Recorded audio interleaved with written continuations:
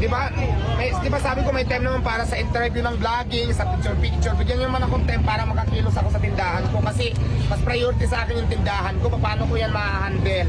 Kung dyan na lang ako nakarap sa camera niyo. Tama po ba?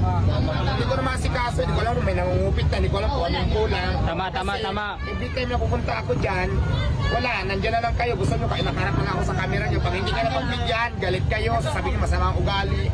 Nakapokus ako sa tindahan ko. Tama. Di ba po sana kung maintindihan nyo ako? Naintindihan ko po kayo, support tayo, nagpapasalamat ako doon. Pero kailangan ko lang talagang konti pang unawa nyo.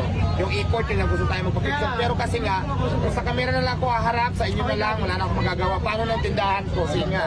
Wala, nadadami. Di ba? Yun lang naman yun, hindi naman siguro mahirap pakiusap. Mag-ano tayo, magtulungan, magpagkasamahan. Kasi hindi naman pwede dyan na lang sa camera nyo, wala na akong magagawa. Kayo kikita kayo sa vlogging nyo, paano ako sa tindahan ko. Di ba? Kikita kayo ng reels nyo, kikita kayo sa lahat ng gusto nyo dyan. Wala naman akong pakialam sa kita nyo. Pero sa akin lang naman, bigyan naman ako ng time kasi parang hindi na normal para makapagtrabaho ako dito. Kasi nagdinegosyo po ako eh.